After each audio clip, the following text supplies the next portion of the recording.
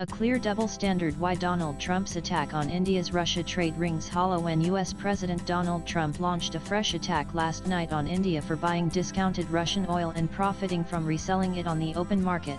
His rhetoric echoed a broader Western narrative that has long sought to corner India on the Ukraine issue. But trade data from Europe and America tells a different story, one that shows the critics themselves continue doing significant business with Russia. From gas and fertilizers to uranium and aircraft parts, both the European Union and the United States maintain strategic, if selective, trade ties with Moscow, even after vowing to isolate it over the war in Ukraine. So how much are the West and India really trading with Russia? What exactly are they buying, and does the criticism of India stand up to scrutiny? Let's break it down. India's trade with Russia, primarily centered on deeply discounted oil, totaled around $6,670 billion in 2024.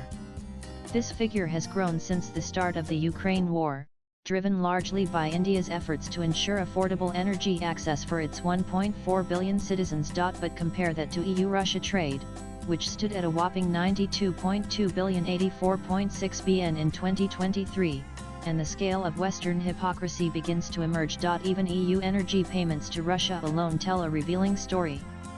According to data from the Center for Research on Energy and Clean Air (CREA), the EU paid $21.9 billion, 25.4 billion for Russian oil and gas in 2023, more than what it provided to Ukraine in aid during the same period, 18.7 billion or 21.7 billion. In short, Europe paid more to Russia than it gave to Ukraine. Trump's charge is blunt that India is buying massive amounts of Russian oil and selling it on the open market for big profits. In his posts on Truth Social, he said, "Because of this, I will be substantially raising the tariff paid by India to the US, adding to an existing 25% duty American Samoa, a penalty for India's continued trade with Moscow." But India hit back swiftly. In a measured statement, the Ministry of External Affairs (MEA) clarified that India began buying Russian crude only after its traditional suppliers diverted oil to European markets in the wake of sanctions. The United States at that time actively encouraged such imports by India for strengthening global energy markets stability, the MEA said, calling out the selective criticism now being leveled at New Delhi. Petroleum Minister Hardeep Singh Puri underlined the point in a CNBC interview, saying, "That was a situation in which we were advised, including by our friends in the United States, to please buy Russian oil, but within the price cap."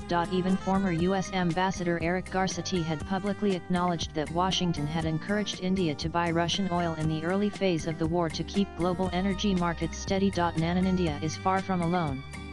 According to CREA, since the war began in 2022, EU countries have paid between $215,235 billion to Russia for fossil fuels, compared to $200 billion pledged to Ukraine. Not only does EU-Russia trade exceed India's, it's also more diverse. While India's imports are mostly energy-related, Europe continues to buy nanonan. Exports to Russia include nanonan. While Washington has restricted several categories of trade, it continues to import strategic goods from Russia, especially those where alternatives are hard to find. In 2024 alone, U.S. imports from Russia stood at $3 billion, down from $36 billion in 2021, but key items like uranium, fertilizers, and palladium remain untouched. According to the U.S. International Trade Commission, raise what the U.S. bought from Russia in 2024 and even in 2025, this trade is on the rise.